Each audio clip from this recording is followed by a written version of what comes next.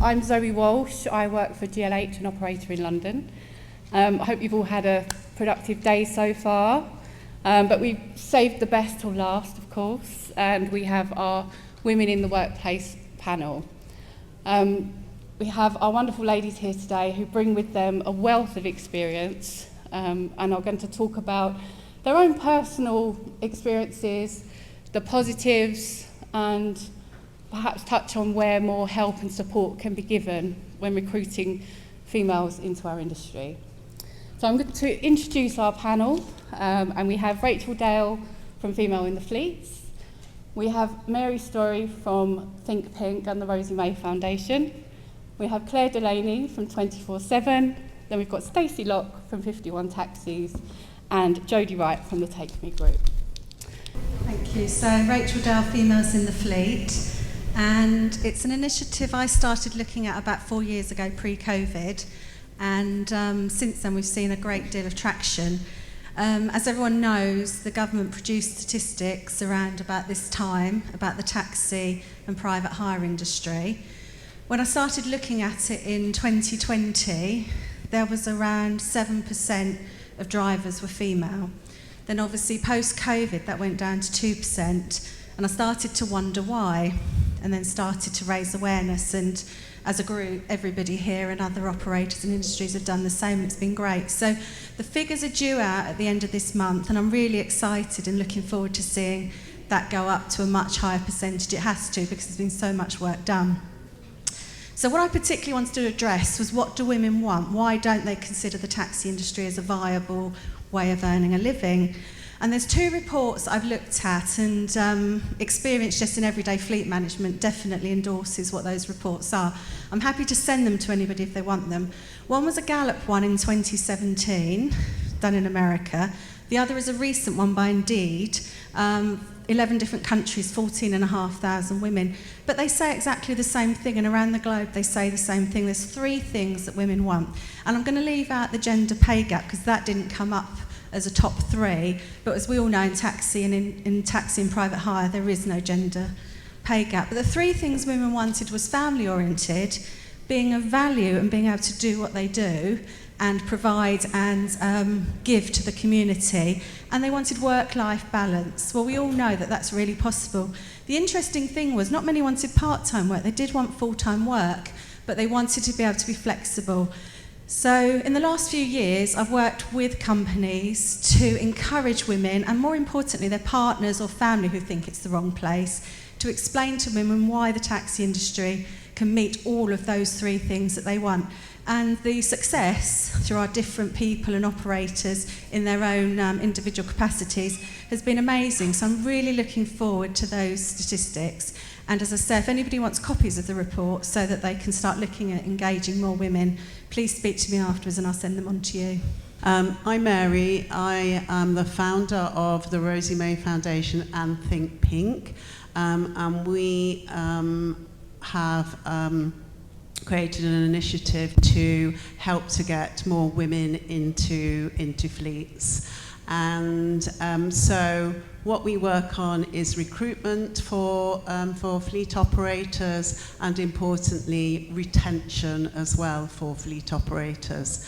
And so our findings from the work that we've been doing to date kind of reinforce, Rachel, what you've just been saying, that women don't kind of think of taxi driving as a job, as a role for them. It's not the first thing that springs to mind when they're looking for a job. They don't wake up in the morning and think, oh, I think I might be a taxi driver, right? So it's just kind of changing the perceptions of, what a taxi driver is. And, when women do embark upon this journey, they're actually really surprised at how, well they can adapt to it, or how well the job adapts to them as well, because of the flexibility that's offered.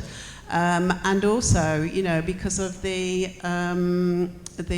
financial rewards. And, we've had women who previously on universal credit, using food banks, on 0-hour contracts, that, you know, are now, you know, in the top 5 drivers of fleets and, you know, earning a really, really good income, which is transformational for them.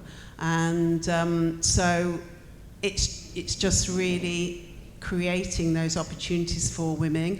What we do is we help them through the process, and then also once they're on the road, we stay with them and help them to stay on the road, and doing that by kind of being an intermediary for between them and you know, the fleet, because what they may ask us is something that they may not ask the fleet, because they may feel, you know, embarrassed or, you know, it's a little bit stupid or whatever, but they would talk to us, and then we can, you know, kind of relay that to the fleet. And although that's only a small thing to us and probably the fleet, to that woman that might be a really big thing, and that might make the difference between actually her, you know, staying with the job or actually leaving the job. So so that's what we do. And again, if anybody's interested, then yeah, come and have a chat with us afterwards. Thank you, Mary. So I'm Claire Delaney from 24/7 Limited.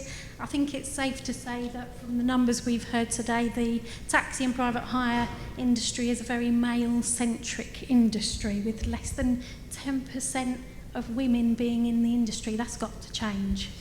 So some of the pitfalls that prevent women from joining this industry is the long working hours, unsociable hours, the personal safety, difficult licensing processes, and the cost to obtain that licence. So because we've recognised the challenges that prevent women from entering this sector, we've been working with local job centres and the licensing officers to try and make the work more appealing and the licensing process more smooth, or a lot quicker as well. So some of the key things we've been currently working on are conditional licences. As you know, each licensing authority has different qualifications, things that a driver has to do before they will qualify to hold a private hire badge. So what we want to do, and because we particularly work with the home to school contract side of things, we've approached a number of the licensing teams and are exploring ways in which a conditional licence can be brought in, and that will require fewer of these tests. So like we've heard today, the local knowledge test or an NVQ qualification that they may never use.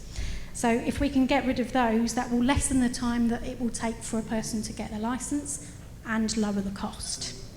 So we've also looked at working hours. The majority of the women we employ have got other commitments. So providing them with a work routine that fits in with their life, we've found more women are joining our business. And we've found out recently that we actually have 47% of women in our workforce, which is amazing. So why should you even look at having women as part of your workforce? What are the benefits?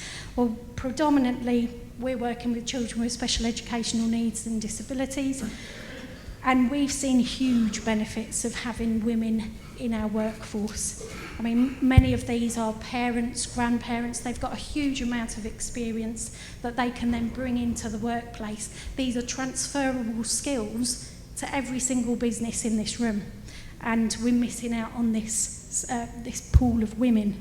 And not only that, they go well beyond the expectation because they're so appreciative of having the opportunity. They will do so much more for you and make you look really good to those that you work with. And as a sector, we're still in a deficit of drivers since COVID, so we need to up the numbers. We need more people in the workplace. Our economy needs it. So we've got this massive pool of women that we can tap into, so we need to start looking at it. Thank you very much, Claire.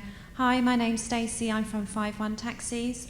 I guess I'm in a similar boat as other operators. We have struggled with driver numbers since COVID, and we, at the moment, and in previous years, are limit ourselves by 50% because we are generally a male-dominated industry. When you speak to anybody and ask them to picture a taxi driver, if you shut your eyes, you would all, I would imagine, picture a man. And this goes out to sort of the wider public and recruitment as well. Women generally do not look at the taxi industry as a driver, as a opportunity for work. So for us, it's really just changing perceptions and just getting the voice out there, talking to people, allowing them to understand how we can be flexible, how it does work with the personal and family life. I think the work life in general for women has changed massively over the last 10 to 20 years. The majority of women now work to make money, and the majority of women now are more full-time rather than part-time. So we have people who would rather work full-time rather than part-time. So it is getting the voice out there so they can understand that their son or daughter has a sports day, and that day they can take off, or they may want to come and work on a Saturday morning or a Sunday morning where we are short anyway because the evening drivers are not off. So it's the flexibility of being able to swap and change to what fits around our business, but also fits around their personal life and their family life, which once they are aware they can do it, works really well. That then offers us a great sort of workforce with women because they want to work. They enjoy the sociability of being out and talking to people. They're empathetic with the elderly people. And as Claire said, most of them have either been parents, they're mothers. So they're aware of the caring side, and they put that into their job. So for us, it's just changing the perception, offering support to women, and what we do is we have a sort of mentorship. So once we have a pool of women drivers and we recruit new people in, we use them to mentor, and they have a point of call to go to before sort of going to management or to the operator side. So they've got somebody to talk to and to discuss any needs that they have, which has worked really well. So I think for us, it's just changing, as I said, changing these perceptions and allowing women to sort of come into our workforce and seeing that it can work for them, and we can work around them the same as they can work around us. I'll pass you over to Jodie. Hello everyone, I'm Jodie from the Take Me Group. I'm a recruitment manager. I think we all obviously have quite established already that females are a great benefit to the industry and can expand every fleet. So, but for me on a ground level, I've sort of started looking at how do we keep those drivers. So we've got things in place. We've had funding from people like iCabby and AutoCab and Patterns and Easy Tax, which has been fantastic. It's been a great tool. A lot of women that are going into the working environment, sometimes they might be single mums, so the finances aren't there, then they have limited funds. So that hurdle is quite big. And to be able to have that funding in place, you're putting your arm around that driver straight away, and it becomes an ongoing support network. So Stacey mentioned about mentorship programs. We do the same thing. So we'll generally get a seasoned, long-standing female driver who is very pro female drivers within our group, and we will pair her up with a new lady driver as well, because it's not just about recruitment, it's about retention as well for me. And retention is probably more important than actually recruiting, because we've got the recruiting, down to a fine art now. But it's keeping those drivers and keeping them engaged. It's not all just about full-time drivers either. So part-time drivers that, especially for women, having that fluidity there where they can start off part-time and they have the access to a vehicle, a company vehicle that they can use and hand back at the end of their shift and not be too answerable to why they've got to go off, or, is quite important. But as they progress, if they've got younger children, they grow up, and then that frees the ladies up a little bit more then, and they will naturally then, if they've been looked after and the understanding is there and the mentorship is there and the support is there, it's staying power, and that's really key for retention. We've got other things that we've done with the job centre as well. Generally speaking now, majority of the applicants that I get are coming from the job centre. And they get their licences funded by the job centre. Generally, it's just the DBS that isn't, but all of the other costs are funded by the job centre. So I go to a lot of job fairs, just giving you some key things that I do to increase on a ground level. I'll go to a lot of job fairs that are predominantly concentrating on gender diversity, which is really important. And when you start speaking to people that work in the job centre and the work coaches, when they understand the benefits, they do your job for you. They are singing, you know, from the hilltops, because you are offering something quite niche. That flexibility and being able to flit in and out of the industry, you know, of the working environment is really key, and it's a real USP. So for me, it's been quite an easy process, because we've already recognised it. That's done, but it's about keeping them as well. And I do think now we're turning a corner, and they are staying. And so yeah, it's females, and they do talk to each other. So they will then they sell the benefits of being a driver to the next person, and it kind of just does its job itself, you know. It just so yeah. There is support out there, especially listening to about the job centres, and you know, I hope there's some useful nuggets there for everyone here today if you're thinking about embarking on growing the number of ladies on your fleet.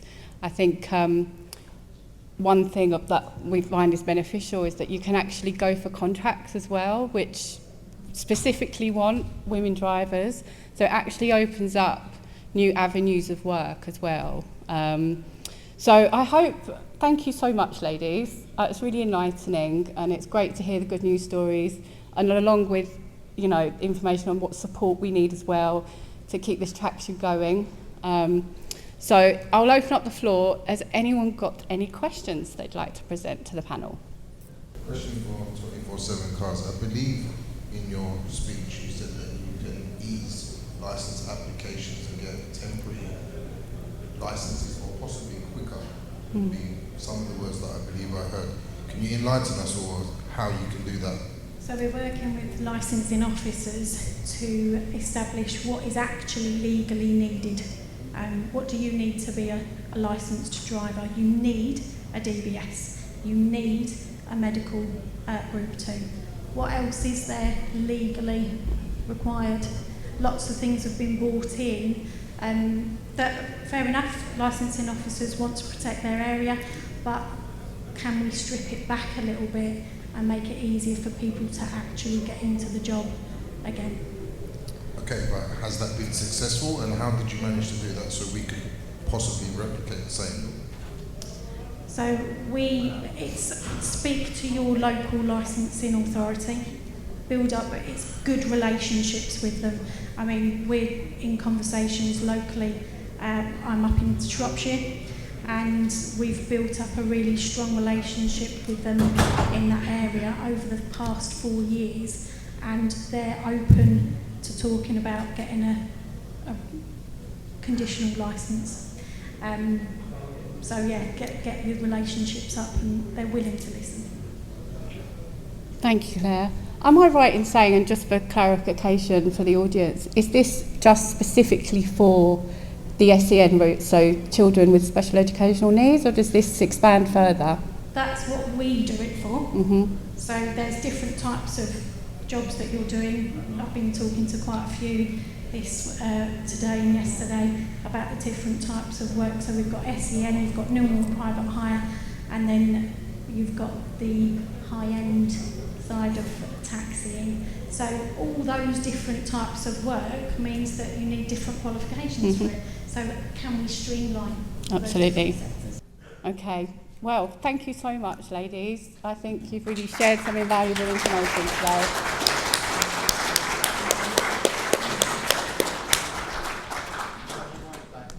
Well, that was fantastic. I mean, everybody's short of drivers, and the women in our workplace, opportunity is there. We've got a lot of our members here. We've got people that are involved with getting more ladies into the workplace. Most of us have difficulty getting drivers. And what they're saying about improving the lines of communication, the women on this stage have done a lot to do that. So I'd like to thank them all very much. Superstars, thank you.